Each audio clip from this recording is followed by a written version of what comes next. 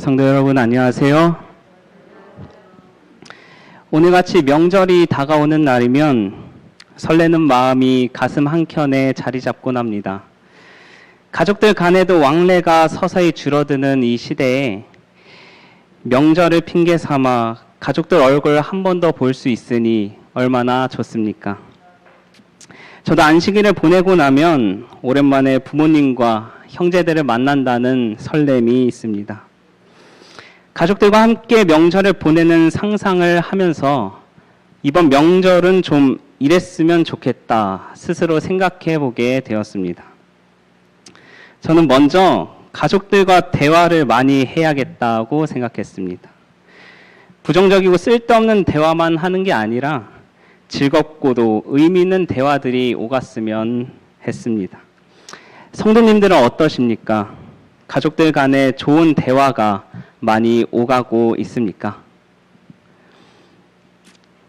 온화한 태도와 즐거운 대화, 사랑하는 행동은 자녀들의 마음을 애정의 비단줄로 그들의 부모들에게 맬 것이며 금으로 살 수 있는 가장 귀한 장신구보다도 가정을 더욱 매력적인 곳으로 만들 것이다. 온화한 태도와 즐거운 대화, 그리고 사랑하는 행동을 통해서 저와 여러분의 가정이 더욱더 매력적인 곳이 되었으면 합니다.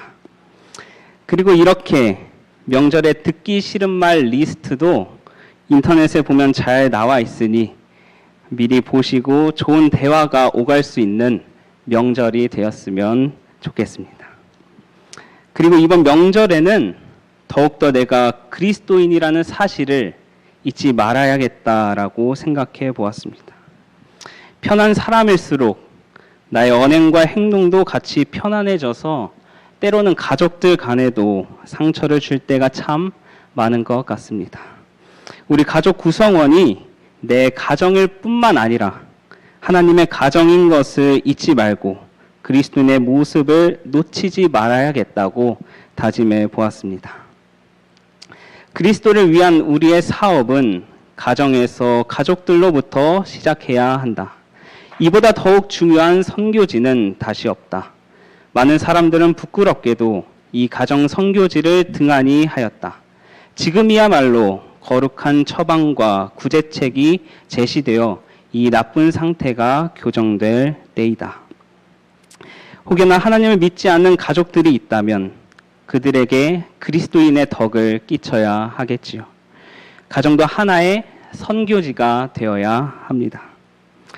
그리고 명절을 핑계 삼아 가족들 얼굴 한 번 더 보듯 명절을 핑계 삼아 예수님을 한 번 더 생각하는 날이 되었으면 합니다. 물론 우리가 그리스도인으로서 항상 그리스도를 마음에 품고 살아야겠지만 명절이 다가오면 예수님을 더 많이 생각했으면 합니다. 그래서 오늘 말씀의 제목을 그리스도의 명절로 정했습니다. 우리가 왜 명절이 되면 그리스도를 한 번 더 생각할 수 있겠습니까? 이 시간 그 이유를 하나님의 말씀을 통해 함께 생각해 보고자 합니다. 다 함께 하나님의 말씀 마태복음 26장 17절로 25절에 있는 말씀 보시겠습니다. 마태복음 26장 17절로 25절에 있는 말씀을 한 구절씩 돌아가며 교독하겠습니다. 무교절의 첫날에 제자들이 예수께 나와서 이르되 유월절 음식 잡수실 것을 우리가 어디서 준비하기를 원하시나이까?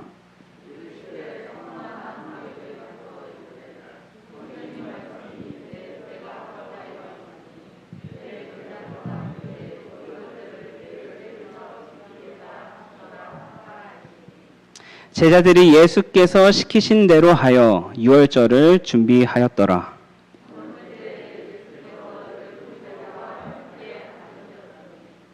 그들이 먹을 때에 이르시되 내가 진실로 너희에게 이르노니 너희 중에 한 사람이 나를 팔리라 하시니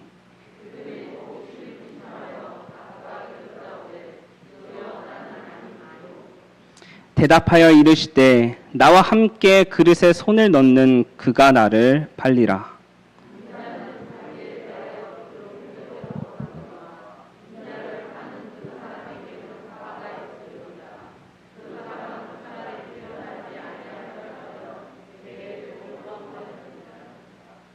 예수를 파는 유다가 대답하여 이르되 랍비여 나는 아니지요.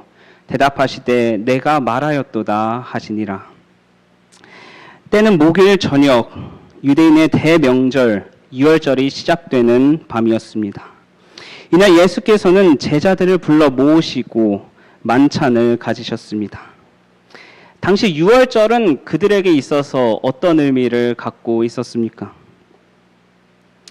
유월절은 하나님께서 어린 양의 피를 통하여 이스라엘 백성들을 죽음의 사자로부터 건져주시고 출애굽시켜주신 사건을 기념하는 날이었습니다. 그날은 유월절을 지키기 위해 흩어져 있던 유대인들이 모두 예루살렘에 모여들었습니다. 그 구원의 날, 기쁨의 날에 모여드는 유대인들의 모습을 시대의 소망에서는 이렇게 설명하고 있습니다. 유월절의 절기는 3월 말이나 4월 초순에 해당했으므로 온 땅은 꽃들로 화사하고 새들의 노랫소리로 흥겨웠다.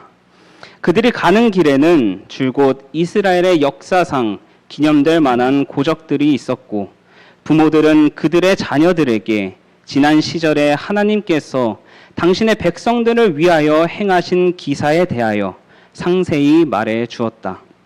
그들은 노래와 음악으로 그들의 여행을 즐겁게 했으며 마침내 예루살렘의 탑들이 시야에 들어오면 모두가 목소리를 합하여 다음과 같은 계가를 불렀다.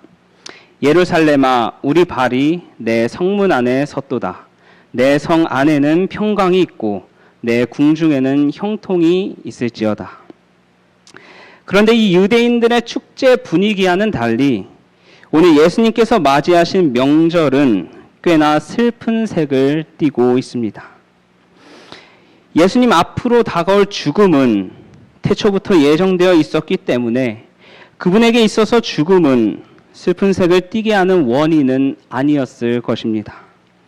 최후의 만찬이 있기 2년 전, 이날도 유대인의 명절이었습니다. 요한복음 5장 1절입니다. 그 후에 유대인의 명절이 되어 예수께서 예루살렘에 올라가시니라. 이날 무슨 일이 있었는지 아십니까? 예루살렘에 있는 양문 곁에 히브리 말로 베데스다라 하는 못이 있는데 거기 행각 5이 있고 그날 예수님께서는 베데스다라 하는 연못에서 38년 된 병자를 고치셨습니다. 그런데 이 사건으로 인해 예수님의 상황은 난처해지고 말았습니다. 유대인들이 이로 말미암아 더욱 예수를 죽이고자 하니 이는 안식일을 범할 뿐만 아니라 하나님을 자기의 친아버지라 하여 자기를 하나님과 동등으로 삼으심이로라.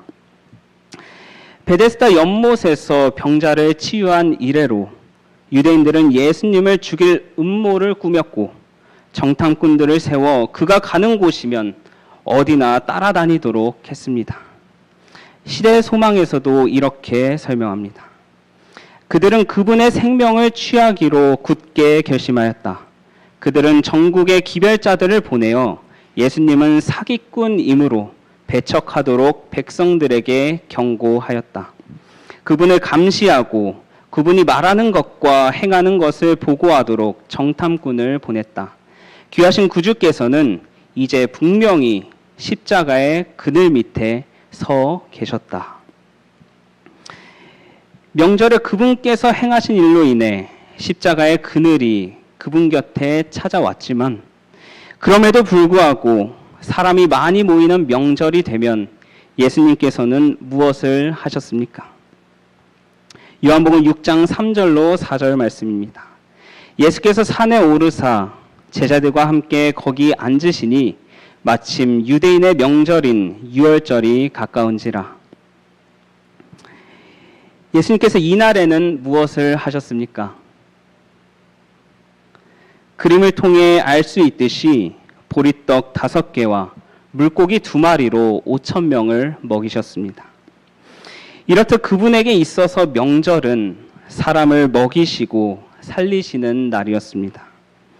그분께서는 자신에게 닥친 형평과 처지를 고려하지 않으시고 오직 인류의 구원을 위해 힘쓰셨습니다.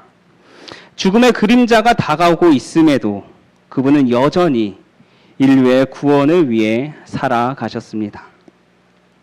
그런데 이처럼 죽음을 개의치 않으시는 것처럼 보였던 예수님이 명절에 그토록 슬픈 색을 띠셨던 이유가 무엇이었겠습니까? 유월절 만찬은 언제나 특별히 흥미있는 광경이었으나 이번의 경우만은 예수님께서 괴로워하셨다. 그분의 마음은 무거웠으며 그분의 얼굴에는 침울한 그림자가 서려 있었다. 다락방에서 제자들이 예수님을 만났을 때에 그들은 그분의 마음을 무겁게 억누르는 무엇을 느낄 수 있었으며 비록 그 이유는 알지 못하였지만 그분의 슬픔을 동정하였다.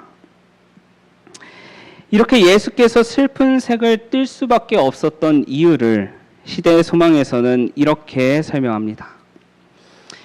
예수께서는 당신의 소유로 당신과 함께 있었고 또한 당신의 수치와 슬픔과 고통스러운 일이 지난 다음 세상에서 투쟁하도록 남겨질 12 제자들을 바라보셨다.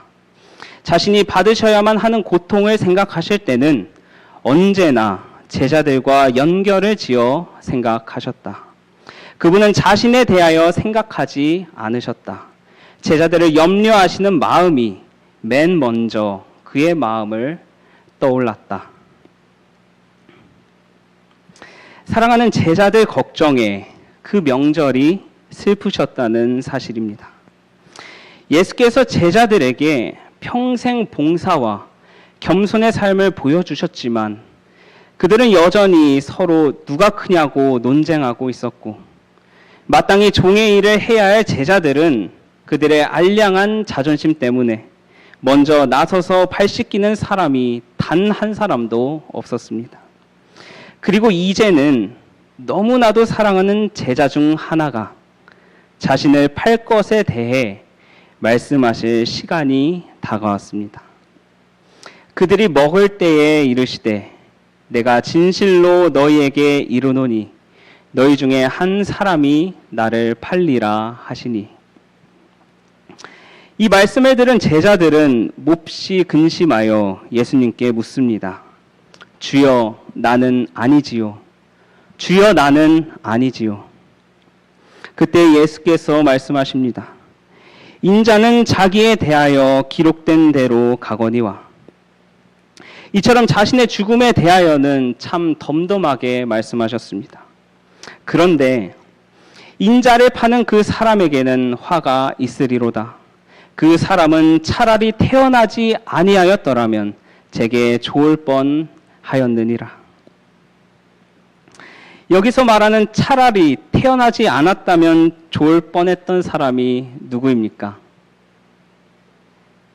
네, 바로 유다였습니다. 이 말씀은 단순히 유다에게 느낀 배신감 때문에 하신 말씀이 아니었습니다. 그를 창조하신 것에 대한 후회도 아니었습니다. 유다의 행위로 인해 그가 받게 될 형벌을 생각하니 차라리 태어나지 않았더라면 좋았을 뻔했다는 그를 향한 예수님의 동정이었습니다. 시대의 소망에서는 유다를 향한 예수님의 사랑을 더 자세히 진술하고 있습니다. 이 유혹받은 영혼을 다루심에 있어서 예수님의 오래 참으심은 참으로 놀라웠다. 유다를 구원하기 위하여 하실 수 있는 일은 무엇 하나 하지 않으신 것이 없었다.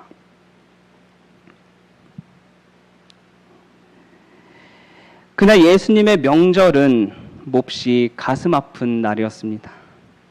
예수님의 슬픔과 고통의 이유는 다가오는 그분의 죽음 때문만이 아니었습니다. 유다의 배신 때문도 아니었습니다.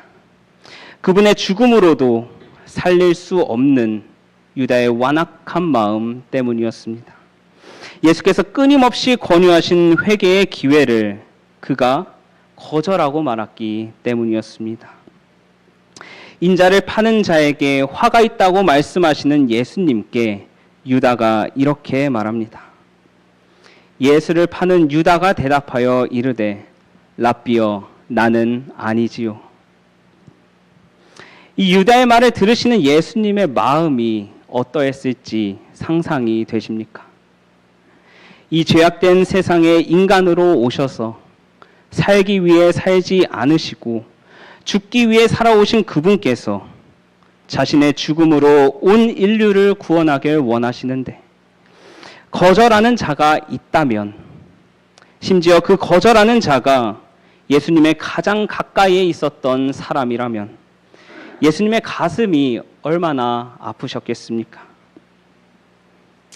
사랑하는 성도 여러분, 예수님께서 이미 십자가의 희생으로 우리를 구원하셨는데 여전히 우리가 구원의 기쁨을 누리지 못하고 여전히 죄에서 허덕이며 살아간다면 예수님의 가슴이 얼마나 아프시겠습니까? 영광스러운 재림의 날에 이곳에 모인 모든 성도들이 함께 참여하지 못한다면 예수님의 가슴이 얼마나 아프시겠습니까? 우리도 유다처럼 예수님, 저는 아니지요 말하면서도 우리의 삶은 예수님을 거슬러 죄를 향해 달려가고 있지는 않습니까? 사랑하는 성도 여러분, 이 시간 회개하는 마음으로 다시 그리스도께 나아가길 간절히 원합니다. 우리는 이 세상에서 살기 위하여 살아왔지만 늘상 그 결과는 어떠했습니까? 내가 좀 더 잘 살아보겠다고 발버둥쳐 왔던 날들, 정말 나를 잘 살게 만들었습니까?